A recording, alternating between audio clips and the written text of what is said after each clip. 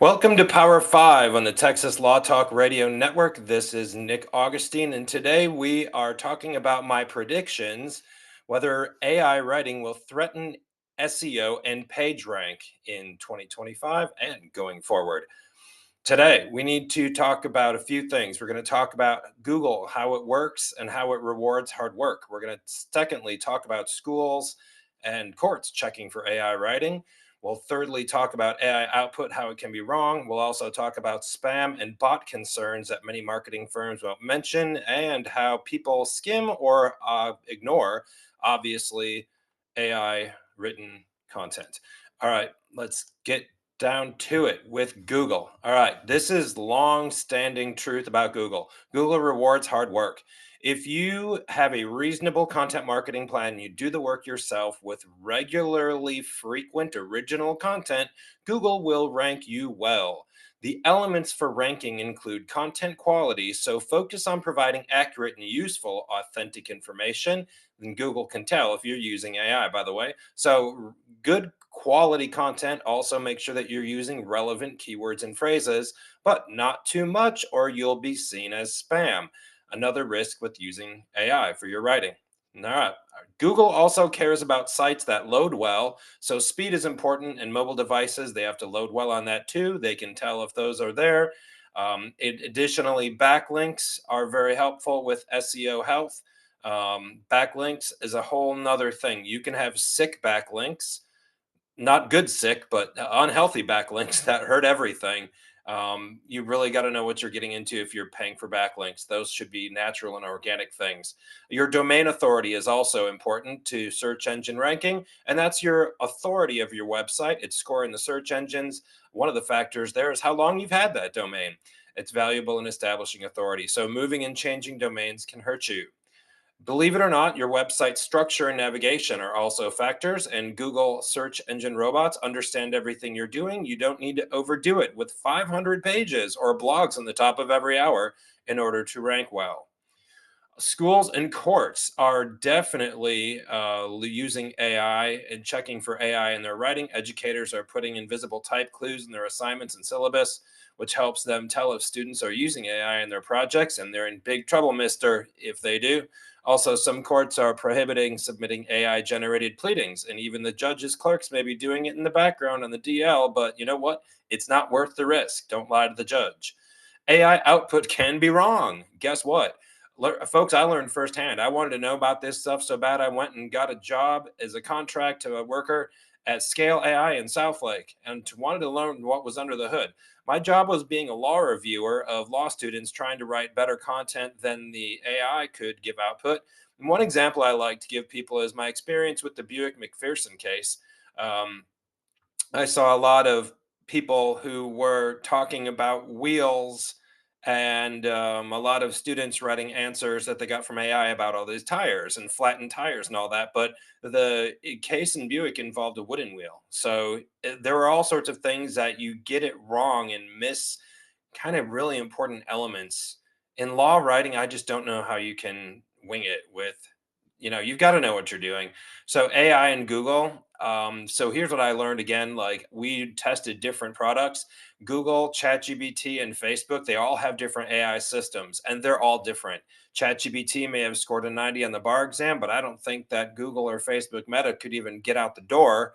And one of the problems though with ChatGPT, so it may get a lot of things right, but it still likes to call attorneys experts. You can't do that. It likes to use the word specialization. You can't do that.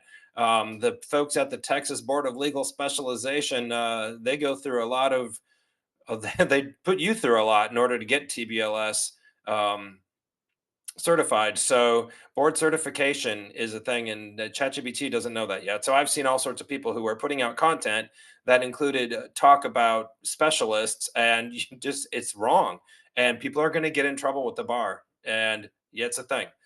Next, let's talk about spam and bot concerns that many marketing firms aren't going to mention to you.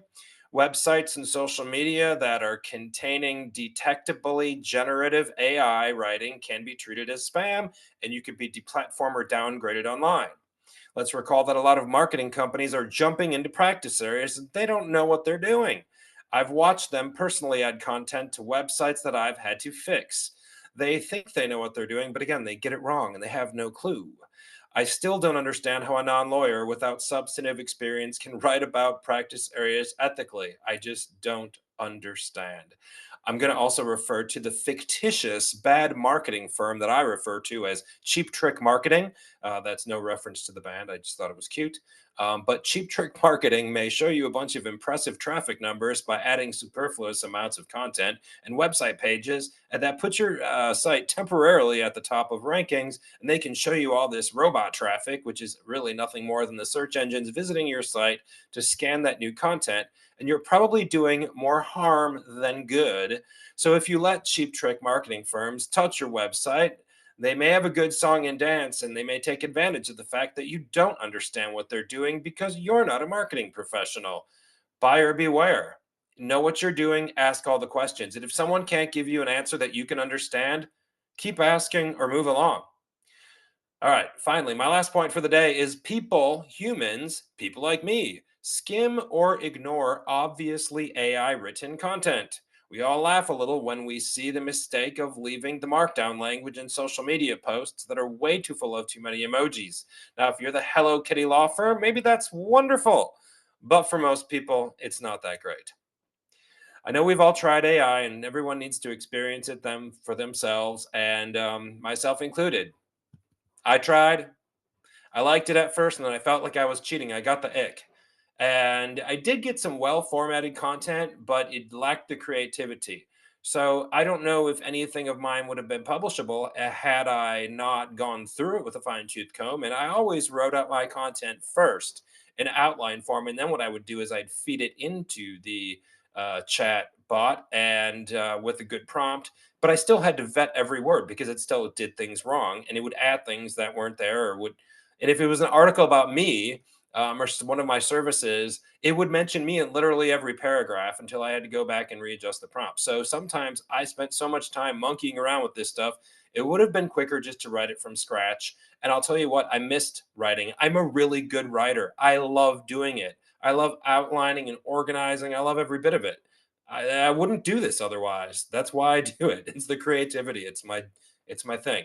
And I missed it. And when I went back to organic writing, it made me happy again and reminded me why I like doing what I do. So at the end of the day, my prediction for the future is we're all going to learn to really appreciate human creativity and that what man creates, the computer cannot.